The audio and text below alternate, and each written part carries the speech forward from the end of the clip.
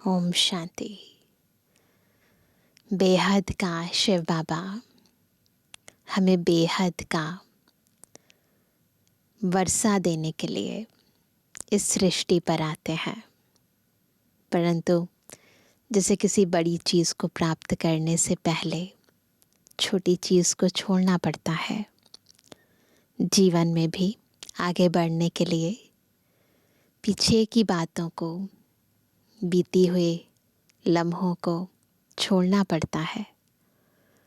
वैसे ही बाबा भी हमें कहते हैं, यदि नई दुनिया में जाना चाहते हैं तो पुरानी दुनिया को, इस पराई दुनिया को मन बुद्धि से त्याग करना ही पड़ेगा।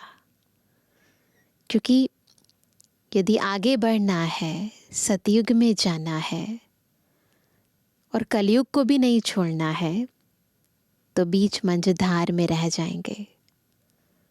इसलिए बाबा न केवल हमें मंजिल से अवगत कराते हैं, न केवल हमें ये बताते हैं कि हमारी उन्नति किस में है, परंतु साथ साथ अपने लक्ष्य को प्राप्त करने के लिए बाबा हमें अनेक प्रकार की शक्तियों की मदद भी करते हैं।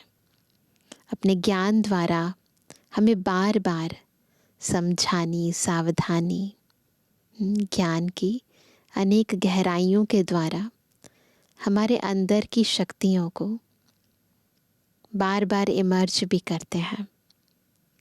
तो आज की मुरली में भी बाबा हमें बार बार इस पुरानी और पराई दुनिया को छोड़ने की विभिन्न विधियां सिखा रहे हैं और इसका महत्व भी समझा रहे हैं।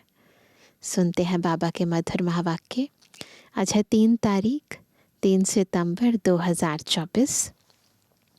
बाबा के महावाक्य हैं, मीठे बच्चे, तुम्हें किसी भी पतित देहधारियों से प्यार नहीं रखना है, क्योंकि तुम पावन दुनिया में जा रहे हो।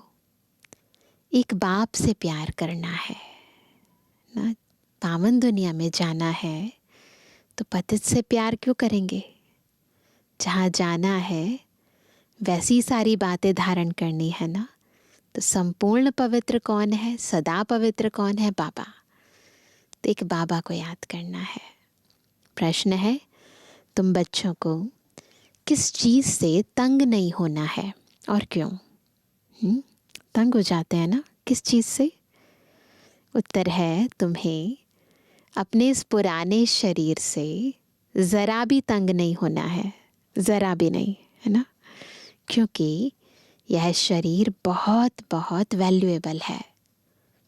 आत्मा इस शरीर में बैठ बाप को याद करके बहुत बड़ी लॉटरी ले रही है। बाप की याद में रहेंगे तो खुशी की खुराक मिलती रहेगी। ओम शांति। मीठे मीठे रूहानी बच्चे, अब दूर देश के रहने वाले, फिर दूर देश के पैसेंजर्स हो। हम आत्माएं हैं और फिर और क्या कर रहे हैं? और अभी बहुत दूर देश जाने का पुरुषार्थ कर रहे हैं। यह सिर्फ तुम बच्चे ही जानते हो कि हम आत्माएं दूर देश की रहने वाली हैं और दूर देश में रहने वाले बाप को भी बुलाते हैं कि आकर के हमको भी वहाँ दूर देश में ले जाओ। ये गीत है ना पुरानी फिल्म का कि और दूर के मुसाफिर हमको भी साथ ले ले। तो बाबा कहते हैं कि हम भी बाबा को कहते हैं कि हमें भी ले जाओ। अब दूर देश का रहने वाला बाप तुम बच्चों को वहाँ ले जाते हैं। तुम रूहानी पैसेंजर्स हो। कौन है हम? रूहानी पैसेंजर्स हैं। क्योंकि इस शरीर के साथ हो ना, रूह ही ट्रैवलिंग करेगी। शरीर तो यहाँ ही छोड़ देगी, बाकी रूह ही ट्रैवलिंग यानी यात्रा करेगी। रूह कहाँ जाएगी? अपने रूहानी दुनिया में। यह है जिस्मानी दुनिया, वह है रूहानी दुनिया। बिल्कुल सोल कॉन्शियस हो जाएं और फील करें हम कौन हैं, रूहानी पैसेंजर्स, और हमें जाना है उस रूहानी दुनिया में। तो फिर इस दुनिया में इस बॉडी को छोड़ना पड़ेगा ना। तो बस हम आत्माएं, रूहानी पैसेंजर्स, रूहानी दुनिया में जा रही हैं। बच्चों को बाप ने समझाया है अब घर वापस जाना है, जहाँ से पाठ बजाने यहाँ आए हैं। यह बहुत बड़ा मांडवा अथवा स्टेज है। स्टेज पर एक्ट करके पाठ बजाकर फिर सबको वापस जाना है। नाटक जब पूरा होगा तब तो जाएंगे ना, है ना। नाटक जब तक ख़त्म नहीं हुआ तब तक एक्टर्स कैसे जा सकते हैं। अभी तुम यहाँ बैठे हो, तुम्हारा बुद्धि योग घर और राजधानी में है। यह तो पक्का पक्का याद कर लो। घर और राजधानी में बुद्धि योग होना चाहिए, क्योंकि यह तो गायन है अंतमति सोगति। एंड टाइम में जहाँ हमारी बुद्धि होगी वैसे ही हमारी गति होगी। इसलिए कौन याद रहे, शांति धाम सुख धाम। अभी यहाँ तुम पढ़ रहे हो, जानते हो भगवान शिव बाबा हमको पढ़ाते हैं। भगवान तो सिवाय इस पुरुषोत्तम संगम युग के कभी पढ़ाएंगे नहीं। सारे 5000 वर्ष में निराकार भगवान बाप एक ही बार आकर पढ़ाते हैं। यह तो तुमको पक्का निश्चय है। कौन पढ़ा रहे हैं हमें, हम सबको कौन पढ़ा रहे हैं, शिव बाबा, जो एक ही बार आते हैं संगम युग पर। पढ़ाई भी कितनी सहज है। अब घर जाना है। उस घर से तो सारी दुनिया का प्यार है ना। सारी दुनिया का प्यार है। सब कहते हैं हमें मुक्ति चाहिए। मुक्ति धाम में जाना तो सब चाहते हैं, परंतु उसका भी अर्थ नहीं समझते हैं। उसका क्या मतलब है कि हे भगवान हमें मुक्ति दे दो, इसका अर्थ क्या है ये नहीं समझते। मनुष्यों की बुद्धि इस समय कैसी है और तुम्हारी बुद्धि अभी कैसी बनी है, कितना फ़र्क है। तुम्हारी है कैसी बुद्धि है तुम्हारी? तुम्हारी है स्वच्छ बुद्धि। सबकी एक जैसी स्वच्छ भी नहीं है ना। बाबा तो सबको शक्तियाँ दे रहे हैं, पावन बना रहे हैं, परंतु सब बराबर तो नहीं बन रहे ना। तो वह कहते तुम्हारी है स्वच्छ बुद्धि, नंबरवार पुरुषार्थ अनुसार। सारे विश्व के आदि मध्य अंत का नॉलेज तुमको अच्छी तरह है। तुम्हारे दिल में यह है कि हमको अब पुरुषार्थ कर नर से नारायण ज़रूर बनना है। यहाँ से तो पहले अपने घर में जाएंगे ना, तो खुशी से जाना है। जैसे सतयुग में देवताएं खुशी से एक शरीर छोड़ दूसरा लेते हैं, वैसे इस पुराने शरीर को भी खुशी से छोड़ना है। इनसे तंग नहीं होना है, क्योंकि यह बहुत वैल्यूएबल शरीर है ना। भले बाबा इस दुनिया से वैराग्य दिलाते हैं, पर यह भी सत्य है कि इस शरीर में रहकर ही हम सबको पुरुषार्थ करना है। तो ये शरीर बहुत वैल्यूएबल है। इस शरीर द्वारा ही आत्मा को बाप से लॉटरी मिलती है। हम जब तक पवित्र नहीं बने हैं तो घर जा नहीं सकेंगे। बाप को याद करते रहेंगे, तब ही उस योग बल से पापों का बोझा उतरेगा, नहीं तो बहुत सज़ा खानी पड़ेगी। पवित्र तो ज़रूर बनना है।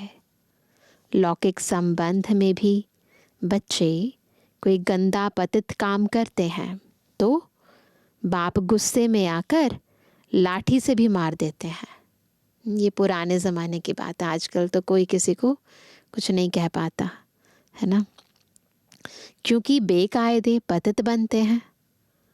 किसके साथ भी बेकायदे प्यार रखते हैं तो भी माँ बाप को अच्छा नहीं लगता है।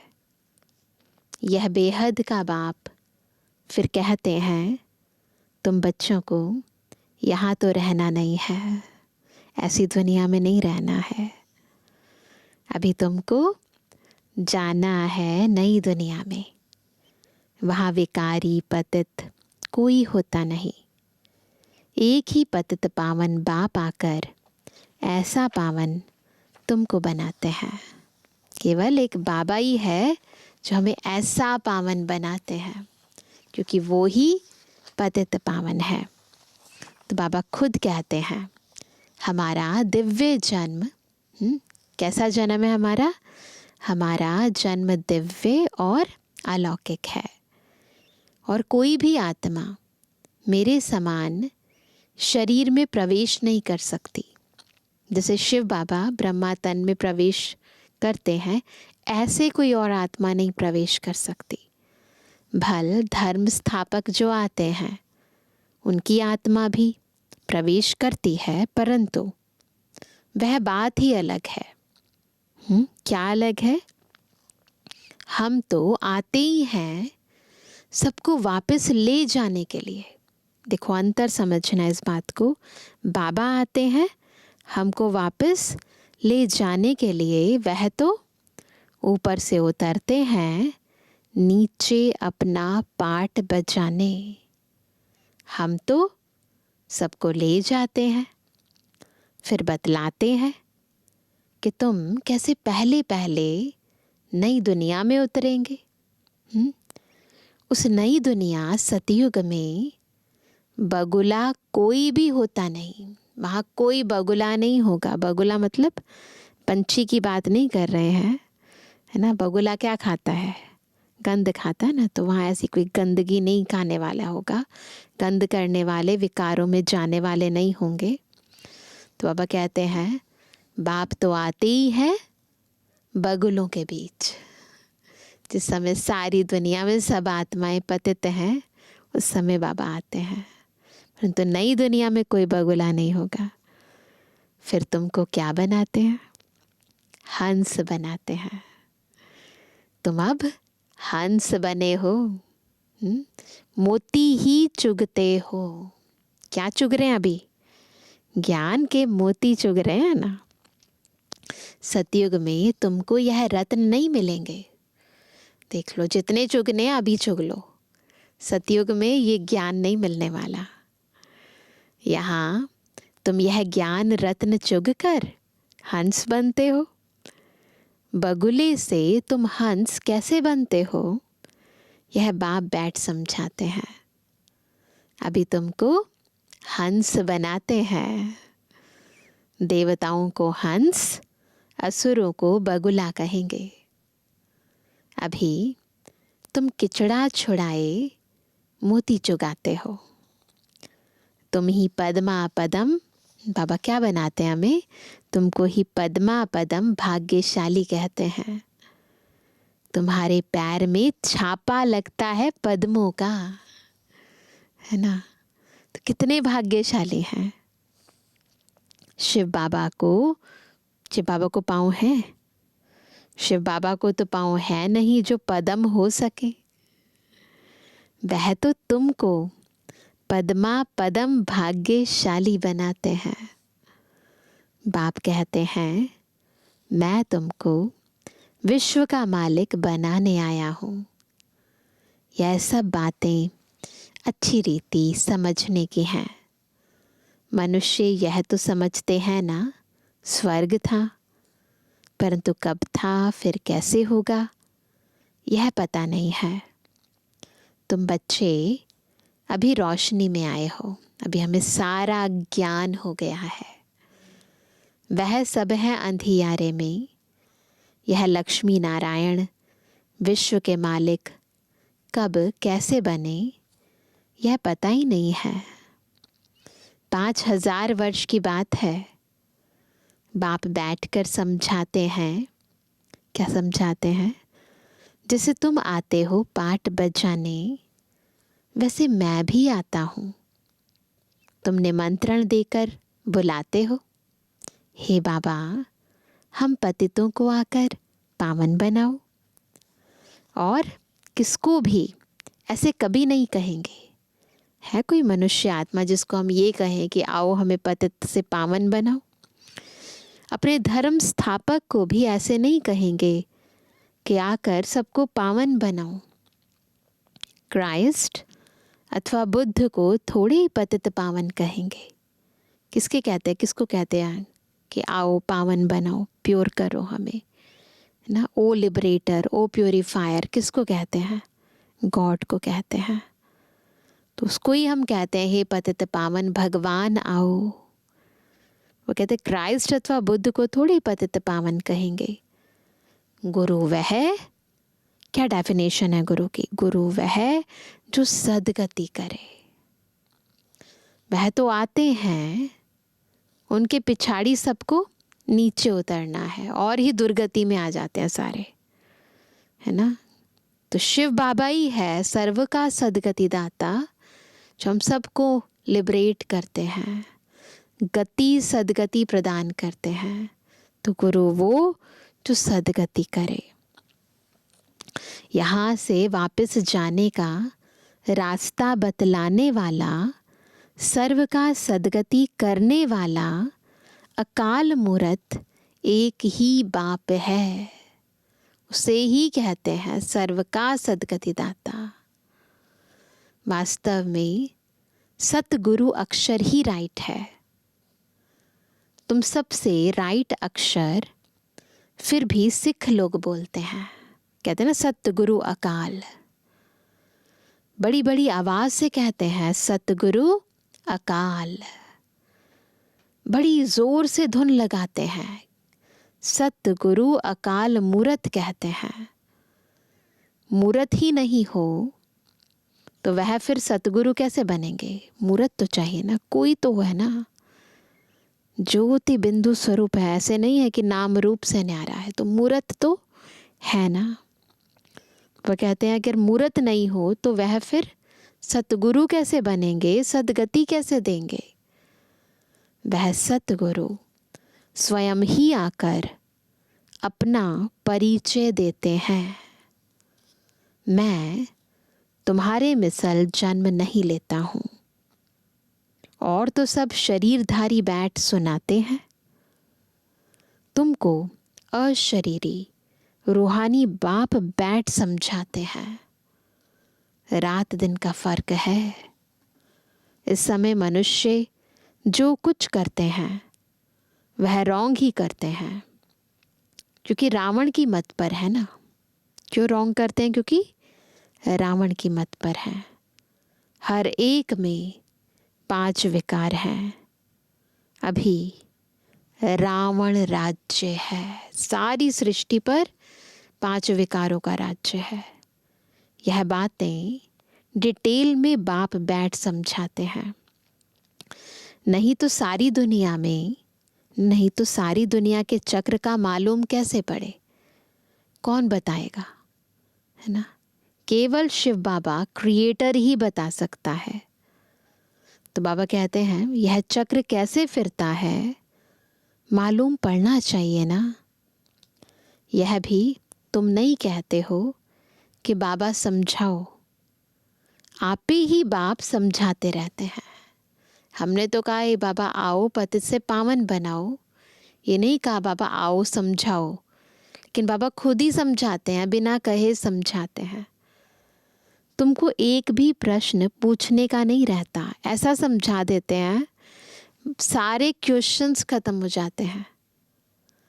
भगवान तो बाप है, बाप का काम है सब कुछ आपे ही सुनाना। जैसे छोटा बेबी होता है ना, तो बाप अपने आप ही उसको जो चाहिए उसको भी नहीं पता, पर बाप अपने आप आकर उसको दे देगा।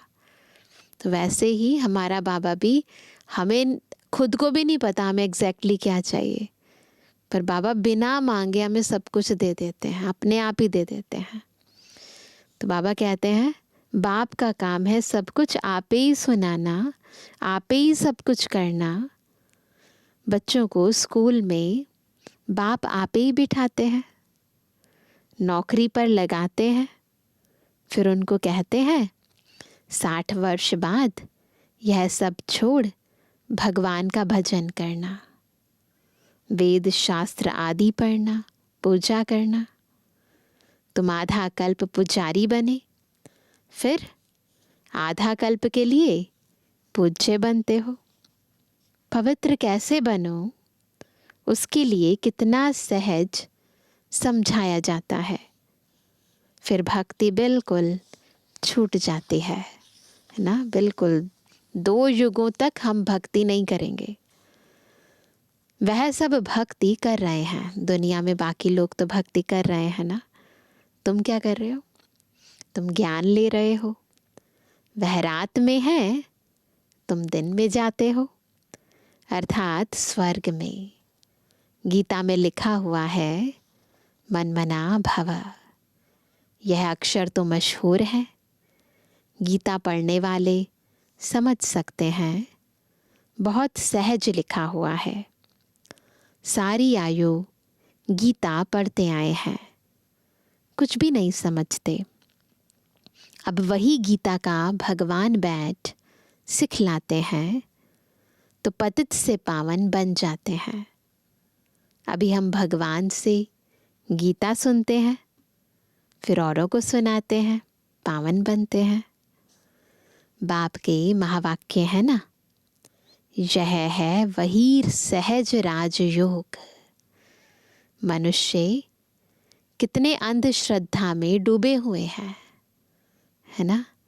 महावाक्यों में लिखते हैं ना कि कौन सा वो योग है जिससे राजाओं का राजा आत्मा बन जाती है। ये वही राजयोग है जो बाबा समझा रहे हैं।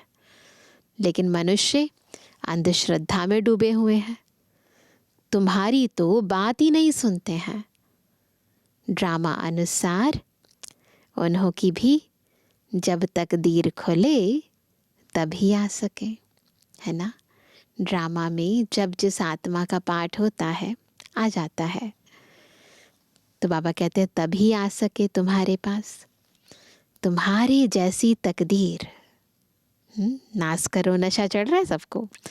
तुम्हारी जैसी तकदीर और कोई धर्म वालों की नहीं होती। बाप ने समझाया है, यह तुम्हारा देवी देवता धर्म बहुत सुख देने वाला है। तुम भी समझते हो, बाप ठीक कहते हैं। शास्त्रों में तो वहाँ भी कंस रावण आदि बैठ दिखाए हैं।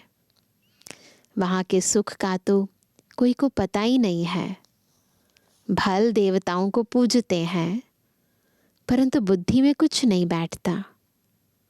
अब बाप कहते हैं बच्चे मुझे याद करते हो? ऐसे कभी सुना कि बाप बच्चे को कहे कि तुम मुझे याद करो? कभी सुना? लौकिक बाप कभी ऐसे याद कराने का पुरुषार्थ कराते हैं क्या? वहाँ तो रह रह कर बाबा की याद आती रहती है, पापा पापा बच्चे करते रहते हैं। यह बेहद का बाप बैठ समझाते हैं, तुम सारे विश्व के आदि मध्य अंत को जानकर चक्रवर्ती राजा बन जाएंगे। पहले तुम जाएंगे घर, फिर आना है पाठधारी बनकर, ऊपर जाएंगे, फिर सृष्टि में आएंगे, पाठ अदा करेंगे। अभी किसको भी पता नहीं पड़ेगा कि यह नई आत्मा है या पुरानी आत्मा है। ऐसे कोई डिफरेंस दिखाई थोड़ी ना देता है बाहर से।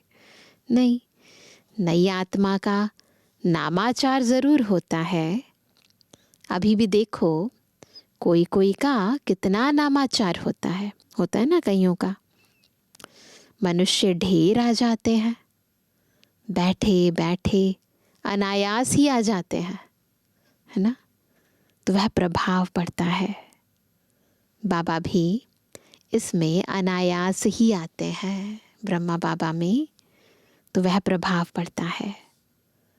वह भी नई आत्मा आती है तो पुरानों पर प्रभाव होता है। टाल टालियां निकलती जाती हैं तो उनकी महिमा होती है ना। नए नए छोटे छोटे मठ पंथ स्थापन होते रहते हैं, फिर उनकी महिमा होती है। किसको पता नहीं रहता है कि इनका नामाचार क्यों है, कारण किसी को नहीं पता है, पर बाबा हमें सब समझाते हैं। नई आत्मा होने से उनमें कशिश होती है।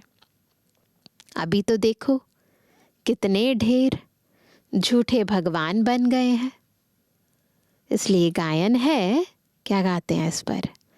सच की बेड़ी हिलती डुलती है ना, लेकिन डूबती नहीं है।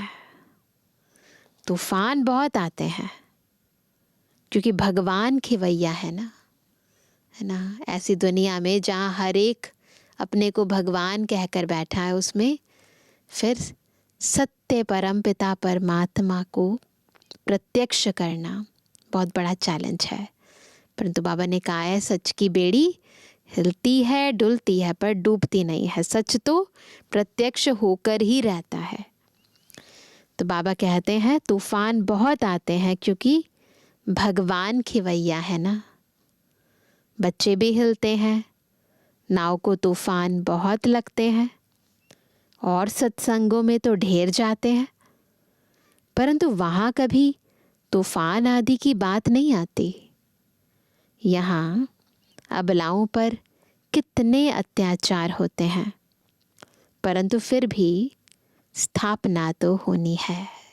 कितना भी तूफान आए, कितने भी विघ्न आए, परंतु स्थापना का कार्य रुकेगा नहीं। चल रहा है, चलता रहेगा और मंजिल को प्राप्त करके रहेगा। तो बाबा कहते हैं परंतु स्थापना तो फिर भी होनी ही है। बाप बैठ समझाते हैं, हे आत्माएं, तुम कितने प्यार से कह रहे हैं, क्या ध्यान से सुनो, तुम कितना जंगली कांटे बन पड़े हो। दूसरों को कांटा लगाते हो तो तुमको भी कांटा लगता है। किसी को दुख देंगे तो खुद को भी तो दुख मिलेगा ना, जो देंगे वही मिलेगा ना। रिस्पॉन्ड तो हर बात का मिलता है, हर एक्शन का इक्वल और अपोजिट रिएक्शन होता ही है, तो रिस्पॉन्ड तो मिलता है। वहाँ दुख की छी बातें कोई होती नहीं, सतयुग में नहीं होती, इसलिए उनको कहा ही जाता है स्वर्ग। मनुष्य स्वर्ग और नर्क कहते हैं, परंतु समझते नहीं हैं। कहते हैं पर समझते नहीं हैं। कहते हैं फलाना स्वर्ग गया, ये कहना भी वास्तव में रॉन्ग है। निराकारी दुनिया को कोई हेवन नहीं कहा जाता है, वह है मुक्ति धाम। यह फिर कहते हैं स्वर्ग में गया। अभी तुम जानते हो यह मुक्ति धाम आत्माओं का घर है। जैसे यहाँ घर होते हैं, भक्ति मार्ग में जो बहुत धनवान होते हैं तो कितने ऊंचे मंदिर बनाते हैं। शिव का मंदिर देखो कैसे बना हुआ है। लक्ष्मी नारायण का भी मंदिर बनाते हैं तो सच्चे जेवर आदि कितने होते हैं, बहुत धन रहता है। अभी तो झूठ हो गया है।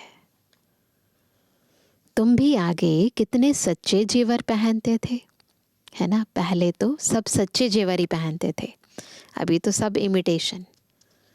अभी तो गवर्नमेंट के डर से क्या करते हैं, सच्चा छिपाए झूठ पहनते रहते हैं, है ना। अभी तो फैशन भी बदल गया है, कोई भी प्योर गोल्ड की ज्वेलरी पहनना पसंद भी नहीं करते हैं। वहाँ तो है सच ही सच, झूठा कुछ भी होता नहीं। ना आत्मा झूठी होती है, ना आत्मा की पहचान झूठी होती है, ना जेवर झूठे होते हैं। सब कुछ सच्चा, क्योंकि वो है सचखंड, है ना, इसलिए उसे सत्य युग कहा जाता है। यहाँ सच्चा होते भी छिपा कर रख देते हैं। दिन प्रतिदिन सोना महंगा होता रहता है, वहां तो है ही स्वर्ग, वो तो है ही सोने की दुनिया। तुमको सब कुछ नया मिलेगा, नई दुनिया में सब कुछ नया। याद करो अपनी दुनिया को, क्या होगा वहां। अकीचार यानी अथाह धन था, अभी तो देखो हर एक चीज कितनी महंगी हो गई है। अभी तुम बच्चों को मूल वतन से लेकर सब राज समझाया है, सारे राज समझा दिए बाबा ने। मूल वतन का राज बाप बगैर कौन समझाएंगे। मूल वतन की बातें केवल शिव बाबा ही समझा सकते हैं, कोई आत्मा नहीं समझा सकती। तुमको भी फिर टीचर बनना है, बाबा ने हमें समझाया, हमें फिर औरों को समझाना है। गृहस्थ व्यवहार में भी भल रहो, कमल फूल समान पवित्र रहो। औरों को भी आप समान बनाएंगे तो बहुत ऊंच पद पा सकते हैं। यहाँ रहने वालों से भी वह ऊंच पद पा सकते हैं। नंबरवार तो है ही, बाहर में रहते हुए भी विजय माला में पिरो सकते हैं। हफ्ते का कोर्स ले, फिर भल विलायत में जाए, वह कहाँ भी जाए। बस एक हफ्ते का कोर्स करके फिर कहीं भी जाओ, है ना। और मुरलियाँ तो सब जगह आजकल मिल ही जाती हैं। सारी दुनिया को भी मैसेज मिलना है। बाप आए हैं, सिर्फ कहते हैं माम एकम याद करो। वह बाप ही लिबरेटर है, गाइड है। वहाँ तुम जाएंगे तो अखबार में भी बहुत नाम हो जाएगा। दूसरों को भी यह बहुत सहज बात लगेगी। आत्मा और शरीर दो चीज़ें हैं। आत्मा और शरीर दो चीज़ है, ऐसे समझाते हैं ना। ह्यूमन और बीइंग दो चीज़ें हैं, एक दिखता है एक नहीं दिखता है, ऐसे समझाओ उन्हें। तो वो कहते हैं ऐसे बताओ, आत्मा और शरीर दो चीज़ हैं। आत्मा में ही मन बुद्धि है, शरीर तो जड़ है। ऐसे ऐसे समझाओ। पाठधारी आत्मा बनती है, खूबी वाली चीज़ आत्मा है। तो अब बाप को याद करना है, बताना है आत्मा में कैसे कमी आ गई है और क्यों बाबा को याद करना है। यहाँ रहने वाले इतना याद नहीं करते हैं जितना बाहर वाले करते हैं। जो बहुत याद करते हैं और आप समान बनाते रहते हैं, बाबा कहते हैं कांटों को फूल बनाते रहते हैं, वह ऊंच पद पाते हैं। तो जो बाबा की याद में रहते हैं, सेवा करते हैं, उच्च पद पाते हैं। तुम समझते हो पहले हम भी कांटे थे, अब बाप ने ऑर्डिनेंस निकाला है। क्या ऑर्डिनेंस निकाला है? काम महाशत्रु है, इन पर जीत पाने से तुम जगत जीत बन जाएंगे। परंतु लिखत से कोई समझते थोड़ी हैं, अभी बाप ने समझाया है। अच्छा मीठे किसी के लिए जवानी बच्चों पे जुबानी बाप दादा का दिल जान सको प्रेम से नंबरवार प्रसाद अनुसार यादगार रूहानी बच्चों की, रूहानी बाप दादा को गुड मॉर्निंग, नमस्ते नमस्ते नमस्ते। धारणा के लिए मुख्य सार है, पहला, सदा ज्ञान रत्न चुगने वाला हंस बनना है। मोती चुगने हैं, किचड़ा छोड़ देना है। हर कदम में पद्मों की कमाई जमा कर पद्मा पदम भाग्यशाली बनना है। दूसरा, ऊंच पद पाने के लिए टीचर बनकर बहुतों की सेवा करनी है। कमल फूल समान पवित्र रहे, आप समान बनाना है, कांटों को फूल बनाना है। आज का वरदान है, तेरे मेरे की हलचल को समाप्त कर। कौन सी हलचल? तेरे मेरे की हलचल को समाप्त कर, रहम की भावना इमर्ज करने वाले मर्सीफुल भव। कैसे बनेंगे मर्सीफुल? जब तेरे मेरे की हलचल को ख़त्म करके रहम की भावना इमर्ज करेंगे, है ना। समय प्रति समय कितनी आत्माएं दुख की लहर में आती हैं। प्रकृति की थोड़ी भी हलचल होती है, आपदाएं आती हैं, तो अनेक आत्माएं तड़पती हैं, मर्सी रहम मांगती हैं। तो ऐसी आत्माओं की पुकार सुन रहम की भावना इमर्ज करो। पूज्य स्वरूप मर्सीफुल का धारण करो। कर सकते हैं? पूज्य स्वरूप मर्सीफुल का धारण करो।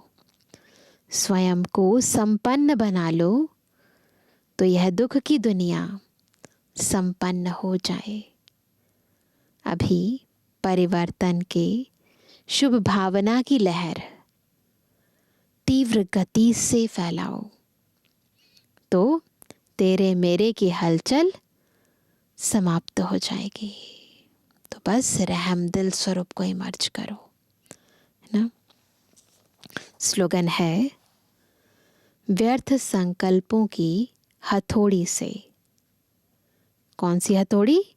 व्यर्थ संकल्पों की हथौड़ी से समस्या के पत्थर को तोड़ने के बजाय, समस्या आती है तो क्या करते हैं हम?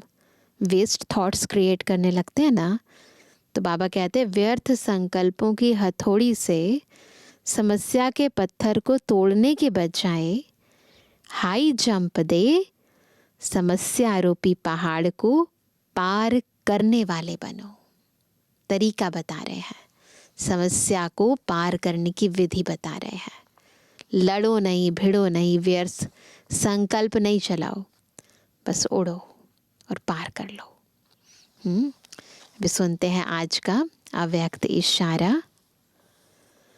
आप दाता के बच्चे मास्टर दाता हो। दाता अर्थात संपन्न। ऐसी संपन्न आत्मा सदा इच्छा मात्रम अविद्या की स्थिति में रहती है। उन्हें न सूक्ष्म लेने की इच्छा, न स्थूल लेने की इच्छा, कोई अप्राप्ति अनुभव नहीं होती जिसे लेने की इच्छा हो। वे सर्व प्राप्ति संपन्न होते हैं।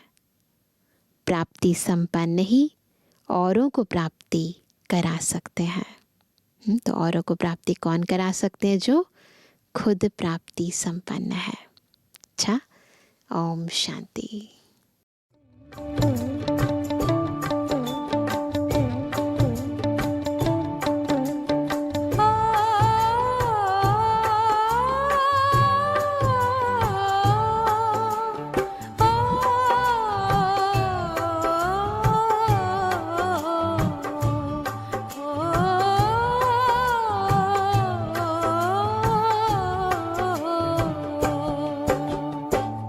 आपकी याद बाबा रह रह के आए।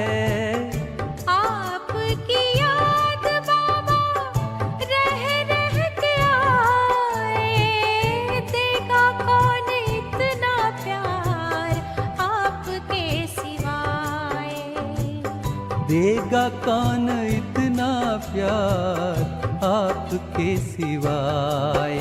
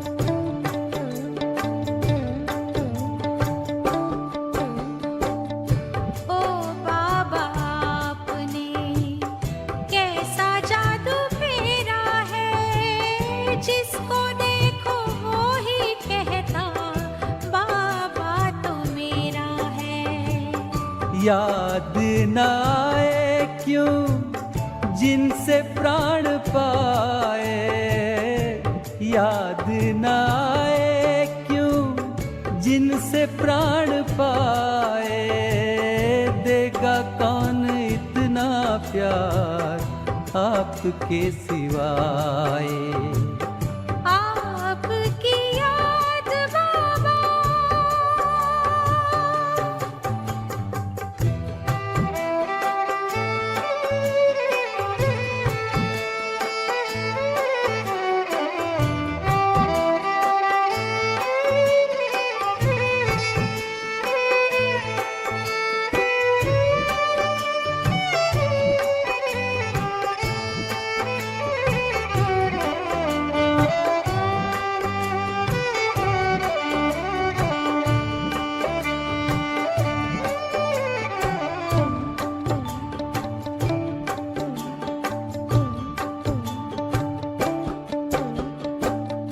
पहले भी पालना दी आपने कमाल की, या व्यक्त हो के सेवा और भी विशाल की। सोच के ऐसी सेवा आँख भर आए, सोच के ऐसी सेवा आँख भर आए, देगा कौन इतना प्यार आपके सिवाय। आपकी याद बाबा,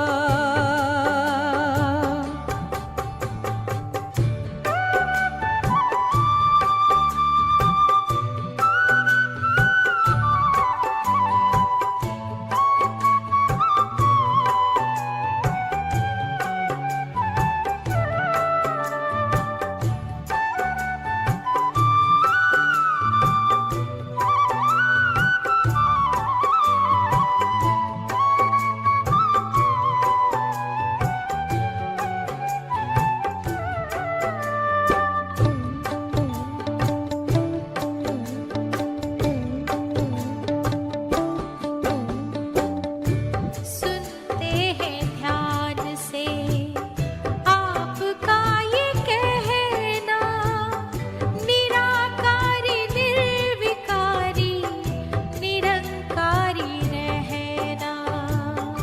आप जो भी कहते बाबा करके दिखाएं, आप जो भी कहते बाबा करके दिखाएं, देगा कौन इतना प्यार आपके सिवाय। आपकी याद बाबा रह रह के आए, आपकी याद बाबा रह रह के आए, देगा कौन इतना प्यार आपके सिवाय। देगा कौन इतना प्यार आपके सिवाय। देगा कौन इतना प्यार आपके सिवाय।